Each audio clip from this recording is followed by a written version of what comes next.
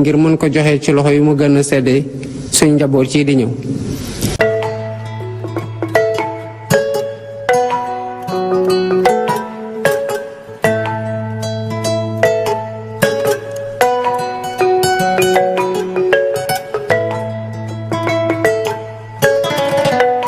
Journée mondiale des métropoles et remercier bien sûr toutes les métropoles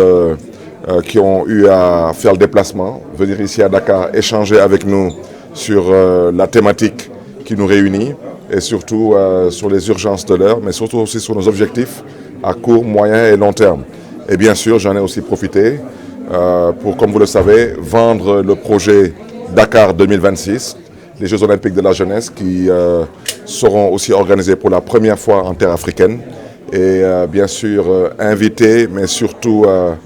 sensibiliser nos partenaires des autres métropoles sur la nécessité, surtout pour les métropoles africaines, de s'impliquer parce que c'est le Sénégal qui va accueillir, mais c'est l'Afrique qui va célébrer. Donc une fois de plus, merci à tous ceux qui ont fait le déplacement de Dakar et je leur souhaite un plein succès dans ces travaux. Merci. waaw man maa ngi tudd Ngoné Diop man maay directrice relations internationales coopération décentralisée bu ville de Dakar tey nag li ñu fi dajale di journée mondiale des métropoles ñu koy wax journée mondiale métropolitaine nga xam ni mooy dajale 150 villes yi nga xam ne ñoo bokk ci réseau métropolis. Comme ni ngeen ko xamee ville de Dakar à travers son maire Barthélémy Diaz mooy présider réseau boobu moom moo nekk ci bopp réseau bi te Barthélémy Diaz mooy premier maire africain bi nga xam ni moo jiite réseau bi. dëkk yu bari nekk jot koo accueillir li nga xam ne tey mooy journée mondiale bi am na dëkk yu bari yoo xam ni mës nañ ko xew-xew bi mës na am ci seen dëkk mu mel ni dëkk bi nga xam ni mooy Colombie mu nekk dëkk boo xam ne mooy Bogota parce que Barthélémy maire bi mu remplacé comme président métropolis mooy ki nga xam ne tey mooy maire wu Bogota bu Colombie. donc solo bés bi mooy dajale 150 villes yi ñu waxtaan ci li nga xam ni moom la leen askan wi li tax askan wi teg leen ci bopp ville yi mooy nan la ñuy def ba li nga xam ne mooy soxlay askan wi ci li nga xam ne mooy transition écologique ci li nga xam ni mooy wàllu développement durable wàllu résilience ñoom ñu mën cee waxtaan taxaw ci ba pare tënk ci ay kayit yoo xam ne dañuy ànd liggéeyandoo ko moo tax ngeen gis maire yu bari nekk fii ville bu mel ni ville Rabat ville bu mel ni ville Gauteng ville bu mel ni ville Barcelone entre autres pour ne citer que ces villes là ñu ñëw daje fi tey di waxtaan ci loolu nga xam ni mooy solo bis leneen li nekk mooy dafa nekk bés boo xam ne tamit dafa waral li nga xam ni mooy tax ñuy lancer projet bi nga xam ne mooy projet phare métropolis muy MGET projet boobu nag dafa di projet boo xam ne tey ville de Dakar dañ koy liggéey ak ki nga xam ne mooy Union européenne pour waajal li nga xam ni mooy fexe bâtiments municipaux du nombre de 26 d'un nombre de 26 ñu mën a am ay panneaux photovoltaïques donc loolu yëpp nekk ci programme de résilience bi nga xam ne moom la ville de Dakar teg ak volonté bi ville de Dakar am pour lutter contre les gaz à effet. waaw Barthélémy defe naa ni lii nga xam ni moo njëkk ci défi bi mu am tey mooy fexe képp kuy maire Afrique ci àddina bi nga bokk ci réseau bi parce que réseau bi ñi ci nekk africain bariwul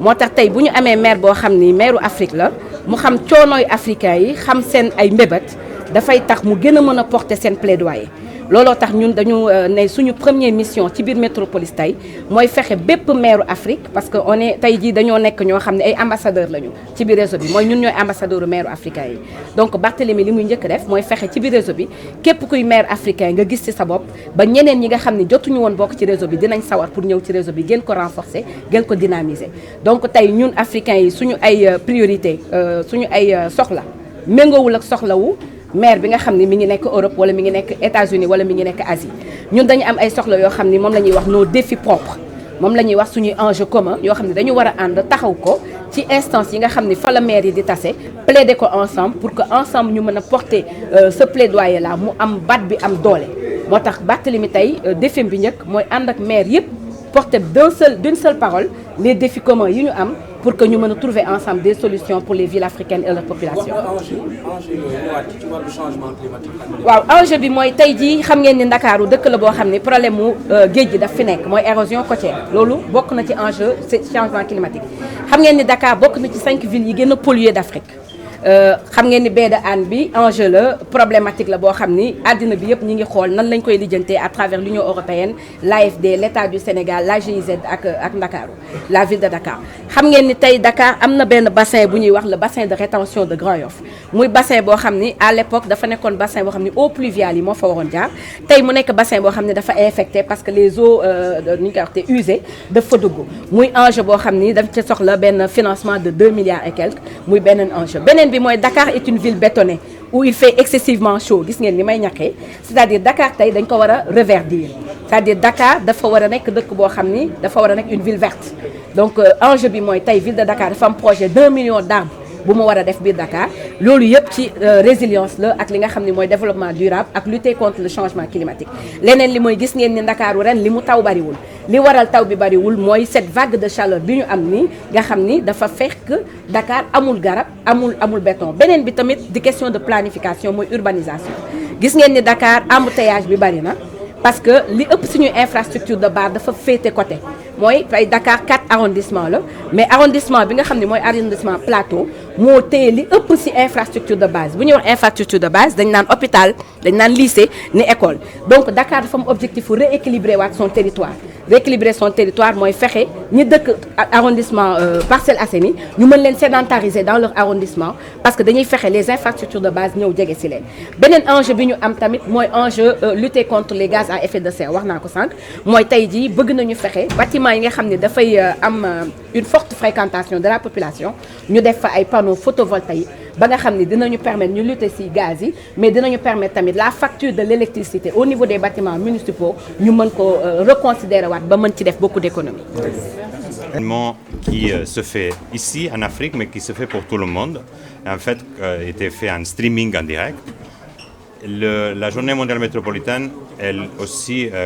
est le début de 3 jours de travaux de grandes métropoles africaines ici à Dakar sur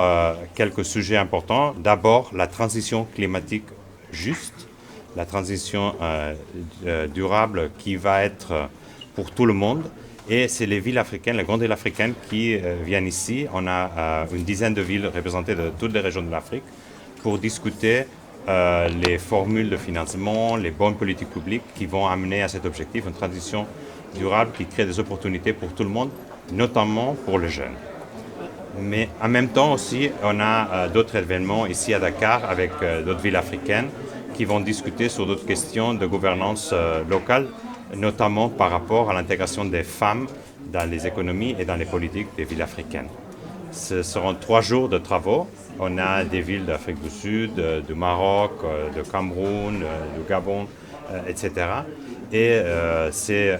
une journée qui se passe tous les années. La première fois, c'était à Bogota. L'année dernière, c'était à Istanbul. Et cette année, ici, pour la première fois en Afrique, à l'occasion de la première présidence africaine de Métropolis qui est assurée par M. Diaz. Alors, pourquoi le choix du thème de cette année? Le choix de Dakar s'était fait après une sélection, il y avait une compétition, il y avait plusieurs candidatures et Dakar a été choisi pour 3 raisons. D'abord, le leadership du maire de Dakar dans Métropolis. En deuxième, en raison d'un projet qu'on présente aujourd'hui, le projet MJET. C'est un projet qui est fait avec le financement de l'Union européenne et qui va mettre Dakar dans l'avant-garde en ce qui concerne l'utilisation de l'énergie solaire pour la production électrique dans les contextes urbains. Et en troisième, l'élection aussi, c'était à cause de l'intérêt que porte ONU Habitat et Métropolis pour montrer le leadership des villes africaines dans la transition climatique. Voilà les 3 raisons pour lesquelles on a choisi Dakar. Et le thème? Le thème qui était celui de la transition juste, c'est un thème qui a à voir avec l'agenda 2030, l'agenda des objectifs de développement durable. Et c'est l'idée que cette transition énergétique ne peut pas être faite qu'avec l'accord et la participation de tous les groupes sociaux, notamment de la jeunesse. Quel est l'impact attendu de ces réflexions? Alors, on va travailler sur 3 domaines. D'abord, c'est surtout la mobilisation des villes pour apporter des projets des projets performants pour la transition énergétique. Un deuxième, la mobilisation des ressources financières internationales. Et là, c'est important de dire que les projets existent en Afrique, mais souvent, les fonds n'arrivent pas au niveau des villes. Et là, c'est le troisième objectif, c'est de mettre vraiment les villes au centre de cette transition durable. Il y a les États qui sont engagés dans les discussions, mais vraiment où le changement doit se donner, c'est au niveau des villes, des grandes villes et au niveau des collectivités locales.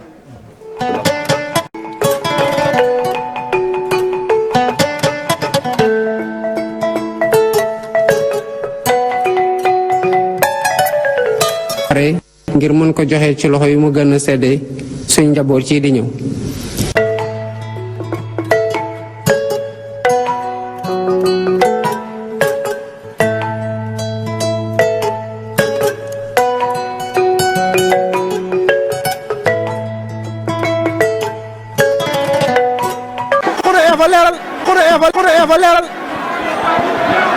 la roi des arènes ay lacrymogène ko nga ci biir stade